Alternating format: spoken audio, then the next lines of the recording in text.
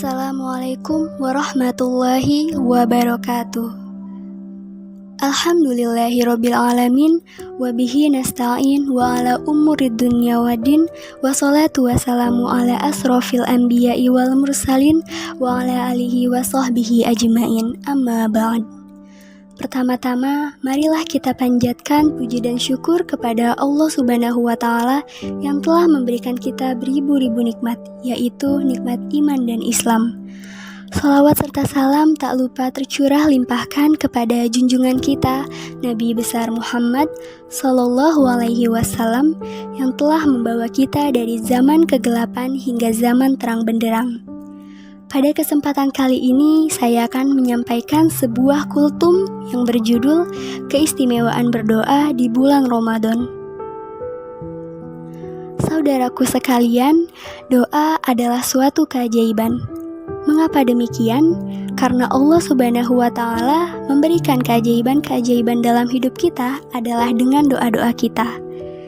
Kalau kita nggak punya uang, nggak apa-apa, karena yang penting kita punya doa. Kalau kita kehilangan seseorang, nggak apa-apa. Yang penting kita tidak kehilangan doa. Kalau kita merasa nggak berdaya, nggak apa-apa. Yang penting kita masih bisa berdoa. Selama kita masih bisa berdoa, maka la tahzan. Hidup kita nggak akan pernah susah. Allah Subhanahu wa Ta'ala berjanji pasti akan mengijabah semua doa-doa hambanya.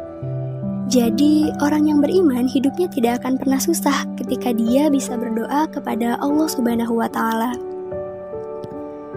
Saudaraku sekalian, salah satu keistimewaan berdoa kepada Allah dibanding meminta kepada makhluk yaitu kita bisa berdoa dimanapun dan Allah maha mendengar doa-doa kita.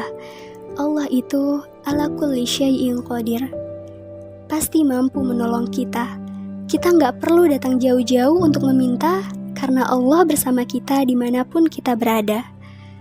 Allah nggak pernah menolak dan menutup pintu rahmatnya bagi siapapun yang datang meminta kepadanya.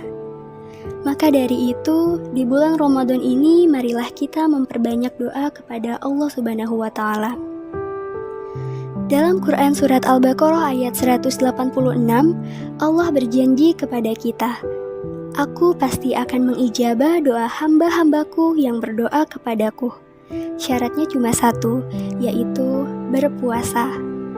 Kemudian dalam Quran Surat Al-Baqarah ayat 183, Allah memanggil kepada kita, "Ya ayyuhalladzina amanu kutiba alaikumusiyam." Wahai orang yang beriman, diwajibkan bagi kalian berpuasa.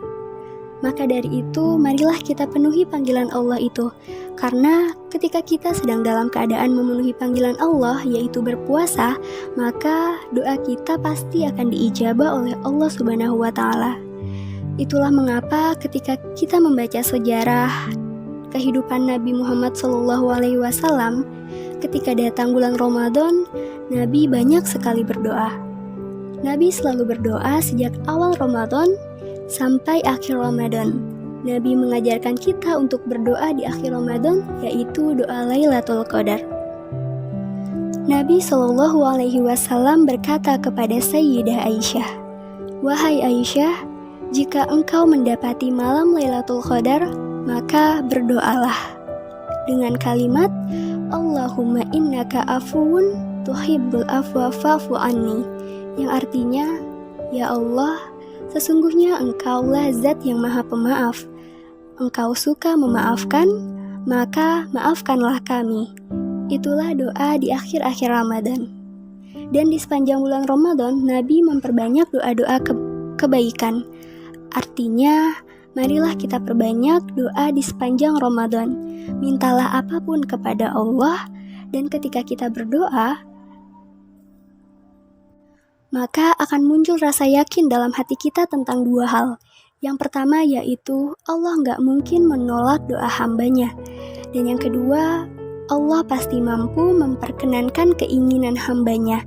Artinya Allah mau dan mampu mengabulkan doa-doa kita.